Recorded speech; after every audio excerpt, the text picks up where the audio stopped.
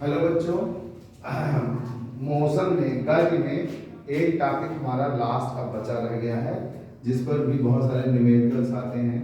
अब यह latest syllabus में नहीं है, ये नए जो सिलेबस आए हैं, पाठ्यक्रम आया है, उसमें यह नहीं है, लेकिन फिर भी आप न्यूमेरिकल के पॉइंट ऑफ व्यू से जानते रहें। ठीक, तो क्या है? पृथ्वी के गुरुत्व के अंतर्गत गति। पृथ्वी के गुरुत्व क्या है? जो पृथ्वी किसी भी वस्तु को अपनी तरफ खींचती है, उस बल को क्या कहते हैं? गुरुत्व बल कहते हैं। क्या कहते हैं? गुरुत्व। जैसे हमने ये मारकर ऊपर फेंका तो ये कहाँ आ रहा था? नीचे आ रहा था। जब हमने बल लगाया था तो ऊपर जितना हम बल लगाते हैं तो वो जैसे जैसे ऊपर जा रहा होता है, पृथ्वी उसको अपनी तरफ खींच रही होती है, तो धीरे धीरे मेरा बल क्या होने लगता है? घटने लगता है। और एक समय मेरा बल और पृथ्वी का बल जब एकदम घट जाएगा तो ये मारकर वही ऊंचाई से फिर रिटर्न होगी, और जिस ऊंचाई तक पहुंच करके सेकंड तक वहां रुकी, उसी ऊंचाई को ही हम लोग क्या कहेंगे? जहां पर हमारा बल और पृथ्वी का गुरुत्व क्या हो गया? बराबर हो गया। फिर उसके बाद पृथ्वी का गुरुत्व प्रबल हो जाता है, जिसके वजह से वस्तु धीरे धीरे नीचे, मतलब वस्तु उसके बाद नीचे आना प्रारंभ कर देती है। बात समझ में आ रहा? तो कह रहा है पृथ्वी के प्रत्येक वस्तु को अपने केंद्र की ओर आकर्षित करती है। पृथ्वी क्या है? किसी भी वस्तु को आप छोड़िए, उसे क्या करती है? अपने केंद्र की तरफ आकर्षित करती है। मैंने मारकर ऊपर फेंकना चाहा, पृथ्वी क्या कर रही थी? उसे आकर्षित कर रही थी, नहीं कर रही थी? ठीक। दूसरा है, आकर्षण के कारण एक नियत त्वरण उत्पन्न होता है। आकर्षण के कारण पृथ्वी जब किसी वस्तु को अपनी तरफ खींचती है तो उसमें एक नया त्वरण उत्पन्न होता है, ठीक, जिसे हम ध्रुवीय त्वरण कहते हैं, और जिसे स्मॉल जी से प्रदर्शित करते हैं। स्मॉल जी का मान होता है 9.8 मीटर पर सेकेंड स्क्वायर। स्मॉल जी का मान कितना होता है बच्चों? कितना होता है? 9.8 मीटर पर सेकेंड स्क्वायर। याद रखना है, न्यूमेरिकल के रखे जाते हैं। पृथ्वी की तरफ गिरती हुई वस्तु के गति को हम लोग कौन सा गति नाम देते हैं? गुरुत्वीय गति। यदि हम त्वरण a के स्थान पर g रख दें और दूरी s के स्थान पर h रख दें, तो गति के निम्न समीकरण प्राप्त होते हैं। पहला क्या है? v बराबर u plus G T. v बराबर u प्लस जी टी, क्योंकि v बराबर u प्लस ए टी आप लिख रहे थे। अब a की जगह पे हम लोग ने क्या रख दिया? G T. दूसरा है h। h की जगह पे, दूरी की जगह पे आपने क्या रख दिया? h। h क्या है? ऊंचाई, गेंद की ऊंचाई या कहीं से कोई चीज गिराई जा रही है उसके लिए।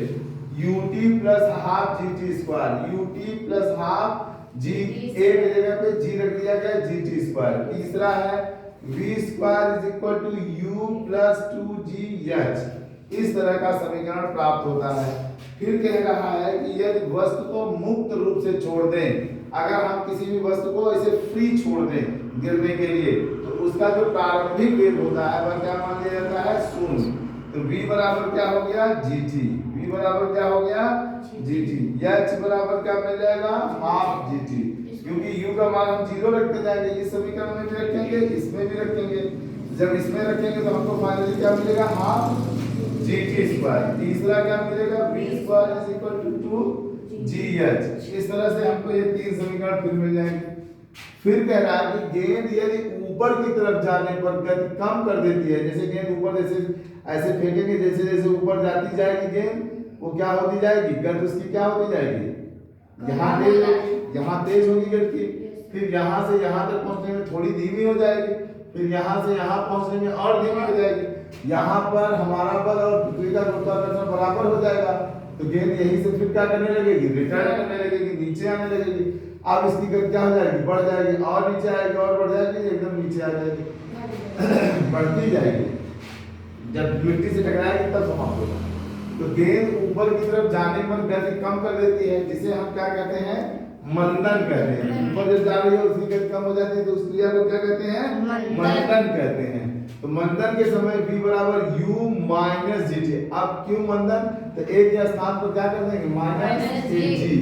तो हाँ, तो v is equal to u minus G T, और दूसरा क्या मिलेगा? h बराबर ut minus half G T square, और तीसरा मिल जाएगा v square is equal to u minus G H.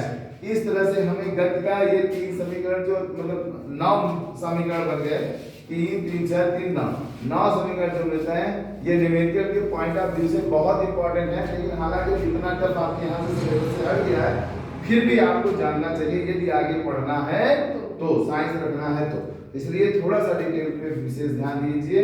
अब हम लोग इसके बाद अगला चैप्टर उठाते हैं, क्या लेंगे आप? नहीं, फिजिक्स हम नहीं पढ़ाएंगे अभी कुछ दिन, पहले अदर सब्जेक्ट कोई पढ़ा दें। ठीक, तो आइए एक चैप्टर हम लोग केमिस्ट्री पढ़ा देंगे। क्या पढ़ाएंगे? केमिस्ट्री चैप्टर, पहला चैप्टर पढ़ाएंगे, उसके बाद फिर अन्य चीज, तो इसे हम लोग अगले वीडियो में देंगे। ठीक है, तो बस आज का कथा यहीं पे हम लोग समाप्त करते हैं।